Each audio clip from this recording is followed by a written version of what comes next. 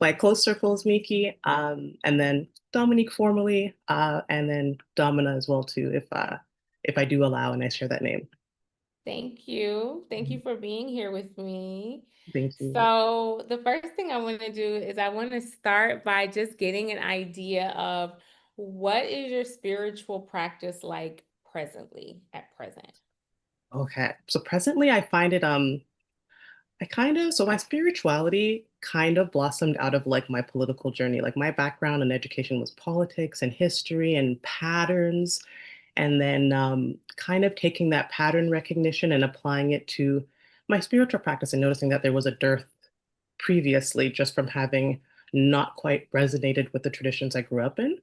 Okay. But right now it's just kind of moon centric, moon oriented, and like reclaiming cycles. Another Okay. thing, another path that brought me closer to maybe not confronting her, but like looking at my spiritual hygiene or my spiritual practices was healing and like Mhm. an illness. So it's like, what are all of these like practices and rhythms that seem to be tied to like other spiritual practices that I don't have from my own upbringing that almost resonate to like the disharmony in my body and ways in which that I can like I guess reclaim, re-enter a cycle and like heal myself, reconnect with myself. And it was just a lot of like watching the moon cycles, a lot of reaching out to goddesses. That's been a big one for me. I have four that I work with. Well, Mhm. work with I very loosely because for me a lot Okay. of it is like open spiritual practice. Whenever Mhm. I'm like in a situation where there's too much rules or rigidity, again, it just reminds me of the closed practice that I kind of was exposed to growing up. So a Mhm. lot of this just is just open, uh, what resonates with me. And that's been like a difficult journey to do because in my research, I've kind of found that that kind of puts me in a category of like an unmoored like hedge witch term is what I came across, or like just Mhm. somebody who doesn't have like a community or a grounding, which I don't necessarily feel is true, but just someone who's more comfortable navigating this with like me, spirit, and Mhm. the patterns. Again, that's what I learned in politics, the patterns that I've come across in like religious histories. And that's been a real cool reclaiming of it because like I looked at the Bible and I was like, where are the women? You know, I looked at certain spiritual practices. I'm like, where are the women? How have Mhm. we been? And then I look at like health and illness. What do you mean you were just looking after women in the early 90s and you weren't testing medicines or things on us? So it's been really cool to reclaim the divine feminine. So, like, it's very loosely for me divine feminine, moon cycles, and like carving my own path, but looking at the patterns, looking at how they resonate and questioning why they were lost. But that's probably the Mhm. poli sci, like nerd in me who wants to like look at the history of it.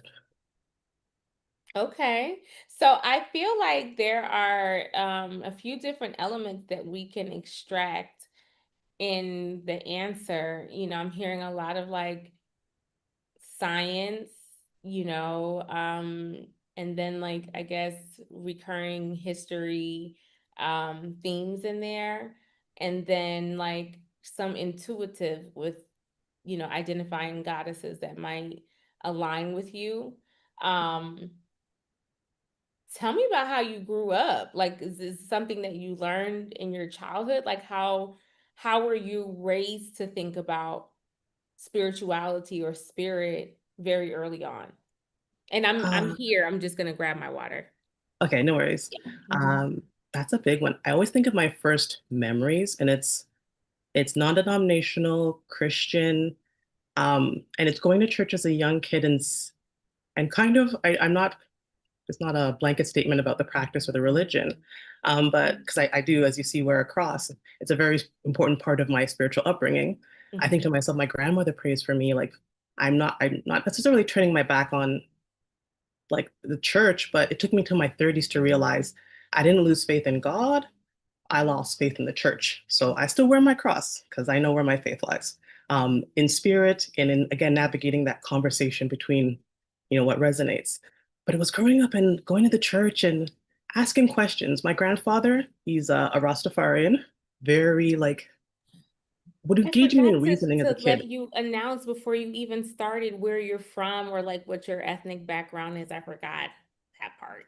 And it should Yeah, let everybody know, like, I guess, how you identify, or like just what part of the world you're from, because everyone is Ah, listening from different parts of the world. well, I'm born and raised in Canada, but my entire background, I just call myself Afro-Caribbean. Parents are Jamaican, with some maroon ancestry, so that's up in the mountains, on the East Coast and in the central part. But my dad's side, more loosely, not too deeply spiritual, and my mom's side as well too. There was a more stronger attending of church and stuff in the beginning, but they're also kind of critical in that they will audit their church if they don't like the rhythms, they don't like the vibes, they're not resonating with the message, they'll change. So I guess watching them do that as well too empowered me to be like, if you don't feel comfortable here or something's not right, the values and morals aren't aligning, you can skip over. My grandpa never came to church with us, which was always interesting as a kid because I'm like, he always talks about God or Jah and doesn't go to church. He sits and reads his Bible, but doesn't go to church. What's up with that? And then when I go to church as a little kid and I'm asking questions because I'm curious and my grandpa lets me reason, so let me ask these questions in church. I have two distinct memories. One of a Sunday school teacher just getting really irritated with me and going, because it's God's will, for like the seventh time. Like I asked a series of questions, I pressed her buttons, poor thing on a Sunday, she had enough of me. She's like, it's God's will. And I thought to myself, that's not a suitable answer. And then I remember this one is a little, as a little kid, you're exaggerating. They said they're going to sing the verse one more time, but they sang it 17 more times. I'm too little to understand the nuances of it. But to me, I'm like, oh my goodness, he lied. And everyone's clapping along to the lie.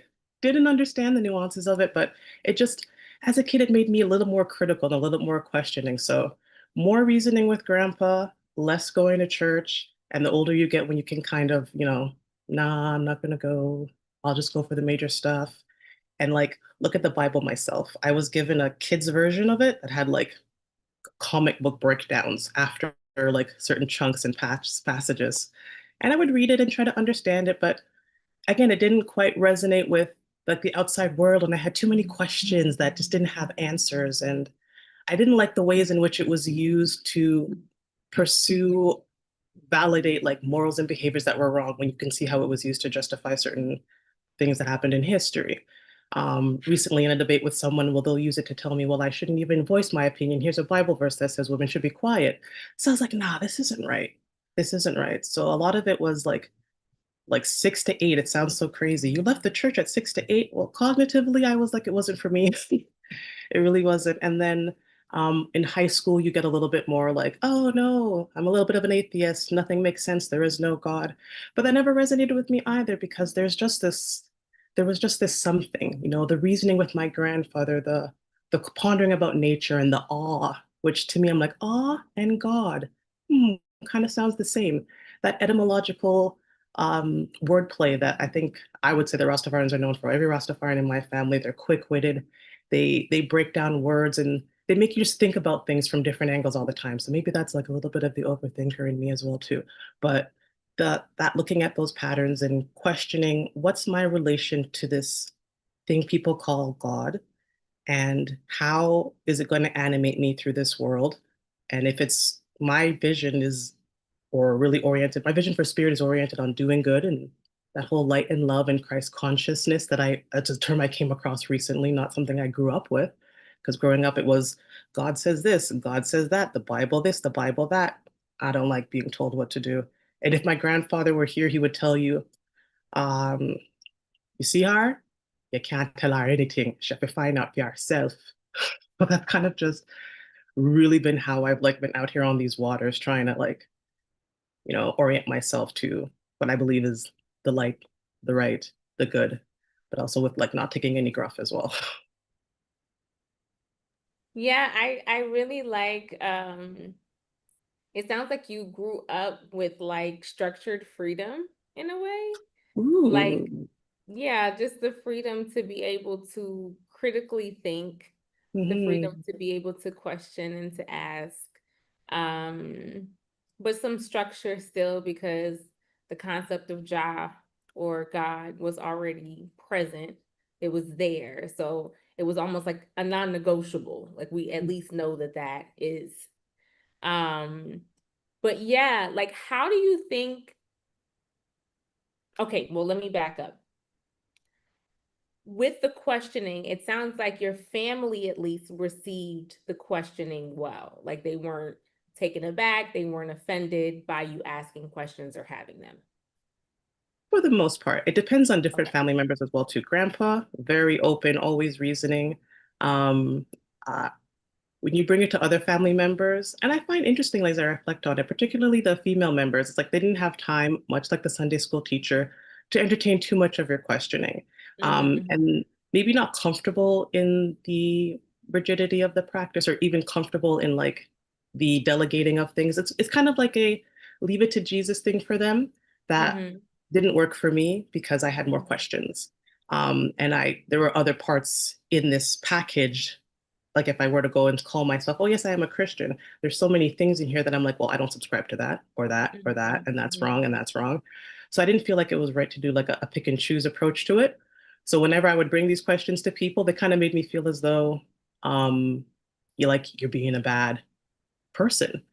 Like, mm, and it's like, I don't, as a little kid, you don't really hear well, you're being a bad Christian, you're not following the faith. But I thought to myself, I can't even be a bad Christian because, I'm just concerned about doing all these things that let you guys are saying are good.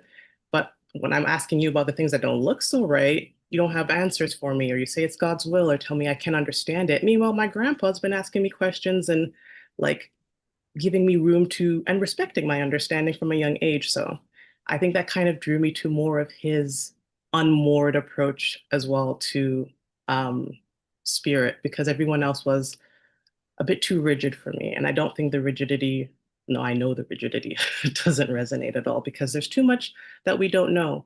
And that's something from like, again, politics and history, which are my passions. There's so much that we don't know. And even when you do think you know, there's layers to it as well, too. And so I've just kind of been peeling back. And as I kind of peeled it back, um, and again, you ask a question, like, look what I peeled off, look what I looked here. You see you see that you can't really have that discussion with people because there maybe they don't mm-hmm, have that mindset and they're not there yet. So oops, oddly enough, it was a lot of the women in my family. My grandmother, I know, didn't really have the time to entertain the questions. My mom as well too, but they're busy. And then um, leaving it to Jesus was enough to get them. They had other things to do. I had the luxury. I didn't have kids to raise. I had the luxury to be a kid, I guess, and figure it out. But yeah, it's kind of sad when I think about it. They didn't have the space that I did to ask those questions or even go searching for them. mm-hmm, mm-hmm. I think that's a very clear assessment, about having space to be reflective, Mm, to sit and ponder and think and, to allow the brain to roam. And I also think that um it kind of ties into what you're saying about like structure and limitation. mhm, When you are living in freedom, you're able to roam and explore and to question and to ponder and to daydream and do all these things that are considered to be luxuries. mm, For many of our ancestors who were not able to do these things. What part of um, Rastafarianism do you think drew you said your grandfather? What part of that mhm, do you think drew him in? Why do you think that appealed to him, versus a Seventh Day Adventist or a Jehovah Witness? Why do you think mhm. that appealed to him? Well, that's a deep one. If I think of something that he would talk about often, and I think that was an aha moment for me as well, I think he might have just been a curious soul as well. Um, but he had to kind of be a little creative with his curiosity because he didn't get to have as much schooling. He was like raised in the bush. And that kind of brings me to another aspect that also reinforced let's look through these histories and patterns because he's kind of also a bush medicine kind of man. So he can brew up a bush tea. He knows what herbs, what plants to use. And I think it might have been like I think plant medicine was kind of his alleyway into Rastafarianism. Um, Insofar as like he had an elder, he had a role model. I keep forgetting his name, but he spoke about, a Rasta man he had met when he was young and just how that man's conduct and behavior, the lessons he taught him. I guess that's like his intro to herbalism as well, too. How that sort of how that kind of resonated with him. And he's also a nature guy. So I think it was again that plant magic, the herbalism, and just the awe and the curiosity of nature that I think is really, really tied him into it because those are the things that he imparted a lot. And oops, sorry, I have an alarm. Okay, I'm good. um, just sorry, the plant magic, the herbalism, nature, and he would often talk about hypocrites. And I think that's caught my attention Mm, as a little kid because it goes back to that. Yeah, hypocrites in the church, they lied. We sang the verse too long. But just the looking at people's actions versus what they say and do. mm, So I think he was just like a really critical soul, and he appreciated nature, and he didn't see a lot of like the beauty of nature reflected in the systems that we were living in now. Um, I think that kind of brought him to it as well too. And then the Bible, like even though he didn't have a lot of schooling, he found solace in there. He would be able to find, and he didn't have any qualms about, hey, picking and choosing. This one works for me, this one doesn't. I'll take what resonates and I'm okay with not with what doesn't resonate. And he would sit there and spell and pronounce and connect with the text and then connect with like nature through it. And he would always be like, this is God's earth. Earth is beautiful.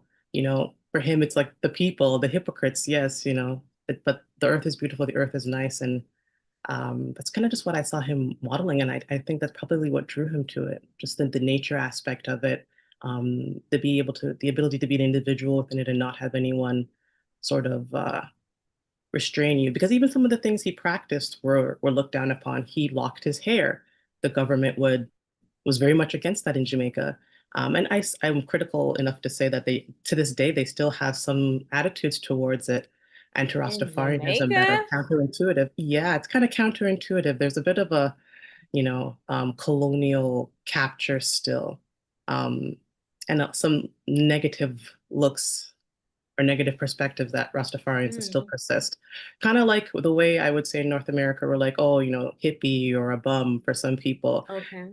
I might be sounding a little bitter, like they don't get enough respect, but just the disrespect is what shocks me. Like I'm not saying to revere anybody, but it's just the attitude sometimes where I'm like, wow, but this is the home of Rastafarianism that has a really big global impact for people, like not just as a religious movement, because it's so diverse. I wouldn't even know how to codify it. I do believe there are codified communities, but it's also a socio-political movement. And that's, I think, what draws me as well. Like I don't identify as one, but that's what, you know, um, reflected in my grandfather that also caught my attention as well, too. Yeah.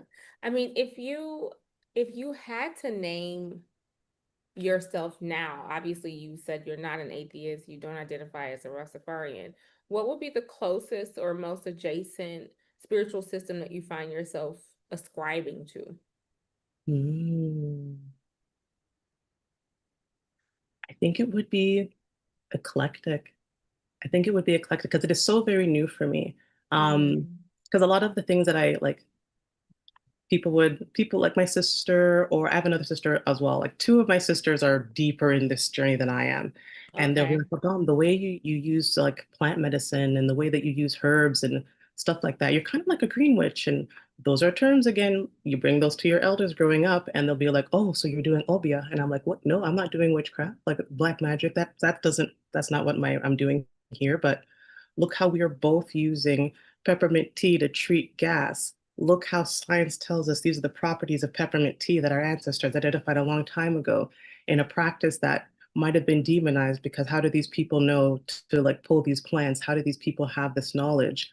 And now you continue this practice unaware that there's a spiritual connect here. This is something that, came with us a long time ago, and a lot of times we had to like shield. I learned recently that apparently a lot of plant medicine that survived in Europe survived through the nuns who took it underground, through monks who took it underground because they were being prosecuted as witches.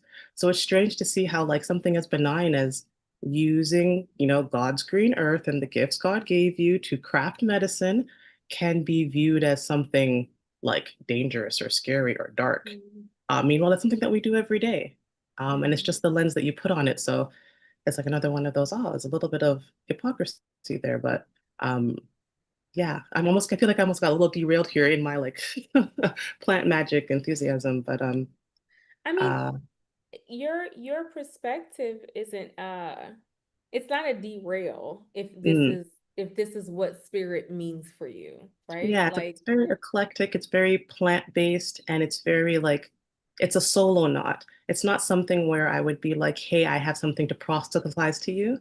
More like, if I have if I would discuss ideas with people in the same way that my grandfather would reason, human nature, what guides us, or what are morals and values. And people kind of I can have these conversations with people and it seems like more, oh, Dominic's just talking politics with us. But especially of late, when I have these discussions with people that through a line from politics to morality to values, and again, the system and institutions you participate in, how do they, you know, audit them? Are they consistent? And they're not. So yeah, it's very eclectic, very like critical, like think for yourself, ask questions. I do believe I'm quoting Terrence McKenna here a little bit, but a lot of it is think for yourself and ask questions. And also do the research and be curious because when I did begin again 2 years ago, so this is starting year three, my question of where are the women in the Gospels, and then I discovered, but now I have the entire Ethiopian Bible. I didn't realize how many books were removed. I was aware that this audit happened because of my background in politics and history, but to see what was removed and the content of it, and then connecting with, while I call myself eclectic, I find a lot of people that I resonate with in terms of learning from call themselves agnostic, or they'll mhm, call themselves uh, I resonate with a lot of people who sometimes carry the title high priestess. And I think that might be, again, because in my looking back onto where are the women, I came across historical knowledge of a group called the Kandakes. I came across mhm, in the Celtic tradition the Kaliak, who could be an individual, or the Kaliaks, who could just be a title. And it was just discovering again just the feminine divinity, the why we were pushed aside, and how that informs, the structures we live in today. So now kind of, mhm, as I think about it, like it almost seems a little bit like spiritual and political at the same time, even though mhm, I don't quite mean it to be, but they seem to be very, very tied together for me. Like the politics of spirituality kind of guide mhm, my how I'm carving my path out here, reclaiming the feminine, um, a little bit of herbalism. I'm more into the science of the herbalism. Recently, I've been looking at the magic I believe ascribed to it. Like bay leaves have their antioxidant properties, but they're also used for warding. It's used for protection and stuff like that. So it's just kind of looking at the patterns. Because I feel free to do so eclectically. Like it's just I feel free to do so because the pattern has been modeled by my grandfather. I don't have to be stuck in one system. It is not necessarily something dark or scary or negative to not have a system. It doesn't mean I'm a bad person because I don't have a religion. A lot of those sort of like narratives that you kind of have to chip away at as well too when you kind of unmoor yourself from a system because it's you get out here lonely and you're like, well, I'm not lonely, but you're out here and you're like, well, how do I know I'm right? People will say you have to fellowship essentially with, like, you have to fellowship, you have to commune. And you can't just be like this, you know, um, hedge wise woman out there in the forest, brewing tea in your cauldron. I'm like, why not? That sounds lovely. But at the same time, I don't think that that's a negative. I don't think that um, we should necessarily let people's spiritual, I guess, structures, the ways in which they think, limit us and limit our curiosity. Just, be safe, be smart, go out there, find it for mhm, yourself, and then maybe come back and ask some questions. But I feel like too many systems the systems that I'm familiar with growing up with, they just kind of seem too restrictive and people aren't challenging them. And it almost feels like you're bound to something you haven't even critically assessed yet. So kind of eclectic, maybe a little political, maybe a little skeptical would be Mm-hmm. Mm-hmm. my title for myself. Yeah, I feel like there's like a repetitive theme in these different buckets, and the theme has to do with like resistance. It Hmm. just it's like resistance. So if it's thematically resistance, then that means the goal is always freedom, Mm. but the theme is like resistance. It's funny So you say that. yeah, It's so behind me is a poster of the board. I can appreciate, yeah, I can appreciate the consistency Mm. within it, because it's like I've more or less heard about your granddad, and he held that same theme clearly. Mm. Um, and then you hold that theme as well. So it seems to be at the forefront of the decisions that you've made when it comes to spirituality, um, turning away from certain doctrines or theories within religion, um, just choosing freedom and embodying resistance. So I feel like it's a very like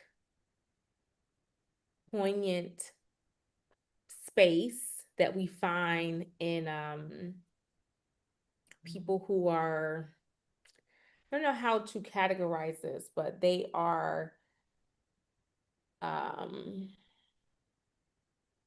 sitting in the arena of the divine and questioning like the divine and what does the divine mean?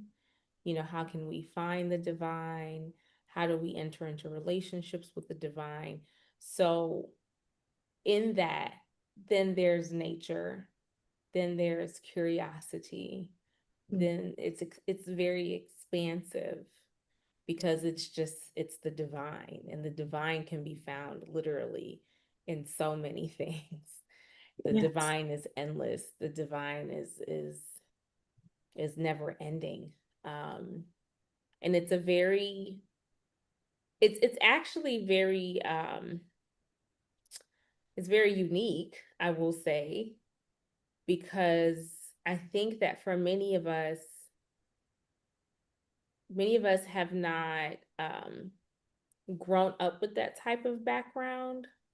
A lot of women of color have grown up with these hardcore structured systems that don't have the room and the space.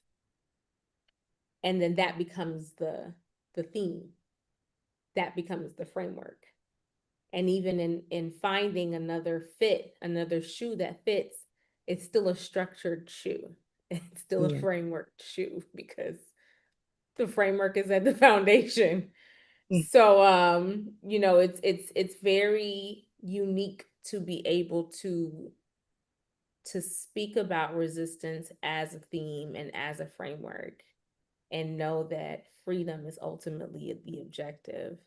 So I really appreciate that. Um, yeah, I really appreciate that. Do you Uh-huh. have anything else you want to share, or like any kind of closings, or anything that you are like, no, I absolutely have to share this and get this off my chest before we close? Um, well, I would be kind of more curious about as well. Like you said in your finding, I never thought that maybe my experience was so unique, particularly in the diaspora. Mm-hmm. I thought that maybe the experience amongst us might be that curiosity to like free ourselves from things that weren't really serving us. But like that just idea that not even to have the space to ask that question is wild. And I'm kind of wondering if you've noticed how people were able to recognize that, maybe I am still putting on the same shoe or structure, or do you find that people do more often break out and kind of realize, like you said, like beautifully, we are kind of in like the courtroom of the divine, like the it almost I'm imagining a waiting room in my mind, and just like a bunch of doors everywhere. Like I'm a very visual sort of person that way. But do you find that people, again, go the path of freeing themselves from these structures? Because I don't know, I felt like I didn't feel like it was so unique. I kind of felt like when everyone kind of steps outside and carves their own path ultimately. Um, I would say that just from my observations so far, Yeah.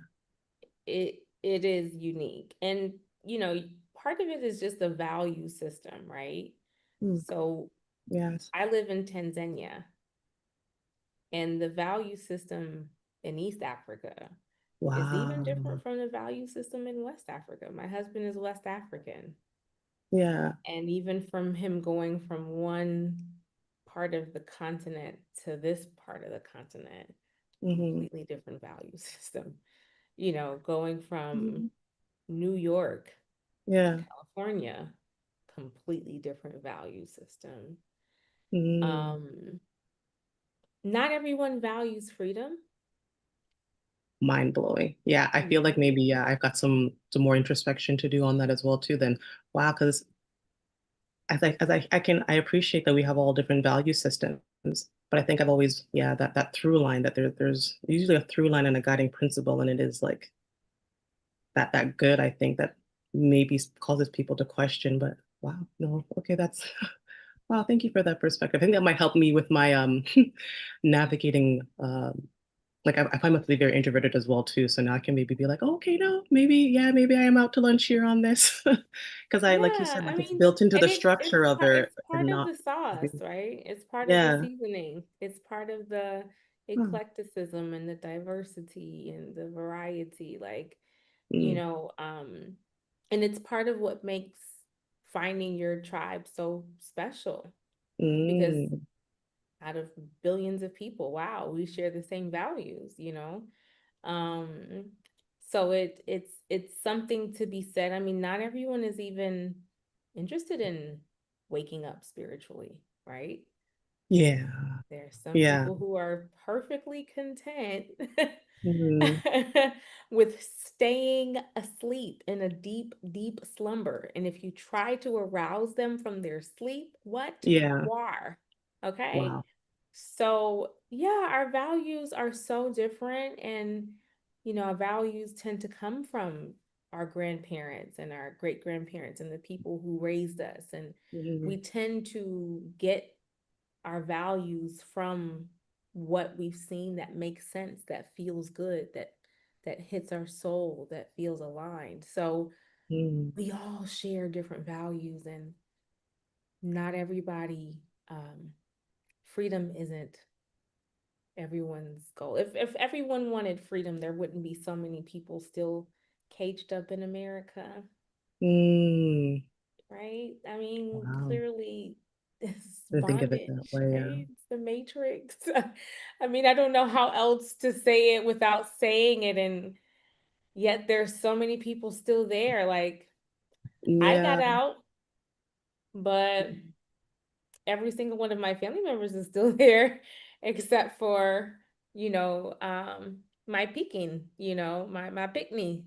Oh, That's wow. it. So it's just, and that's something that I accept. I accept that my values of freedom, Hmm. it doesn't apply to everyone. Some people, value um their friendships more. Some people value their house more. Some people value comfort and Target and Walmart. Some people value a 401k. Everyone has these different values, and um in this spiritual journey, the value system that you ascribe to becomes your basis. It becomes your foundation when you are moving around and figuring out what shoe fits, because some of us prefer to be barefoot. We don't even Yeah, walk like you the don't walk. have to have a shoe, and you can have a lot of different shoes. Sometimes you need a different shoe for a different occasion. Wow. I think if anything, I wish people would be more encouraged to maybe just, audit their value systems a little bit. Because yeah, like not conflating like church and state, but there's a bit of a through line between like your values, your moralities, your politics, and like your spirit, your soul, that kind of heart Mhm. space and mind space and body space. And I guess if people aren't, awake to or have the space to look at it as one thing, but I think maybe it's like especially like the times we're living in now, and maybe this is me with my, every day I'm into the politics, I'm into the news, but looking around at just kind of like our world and our space and just being a little bit more open to being critical. Is this right? Is this good? And how can it be consistent? And then I Yeah. found that'll open doors to maybe I think there is a there is a there's a fine line though, or there may not be much uh breathing room for values when you start talking about critical thinking. Like Mhm, something that you value, and I'll say this and then I'll jump off because I don't want to hold you, but something mhm, that you value, it almost comes naturally. You know, it's almost like it's who who raised you and their influence and what felt good to you mhm, in that. So these people gave you these options, and then you also saw other options. And then this is what, when you sifted the flour, this is what remained. mhm, So when you talk about values, like I can't critically think my way into valuing working out at the gym every day. Like mhm, like I can't think my way into valuing $1 million in a particular way. When you mhm, speak about critical thinking, it doesn't really have much room in the conversation about values, because values are, they're kind of organic a bit. Like you're introduced to different values and then you kind of choose which ones work for you, like feel really good. You know, friendship doesn't feel valuable for everyone. It doesn't mhm. feel that, it doesn't hit the same. It's not a high value for every person. But then Yeah, for some people it is. And recognizing they the can't diversity of critically that. think their way out of it. Mm, And they shouldn't have to, you mm, know, like critical thinking has its place, mhm, but where critical thinking falls into place, it doesn't really interact much with mm, values because this is more in the intuitive, organic, what's natural, what's not forced, what wow, feels good, you thank you know? for that. So I don't, I don't know that our conscious mind can have so much influence over what we truly value. Like there's people who say that they value certain things, but then their actions show that they absolutely don't value those things.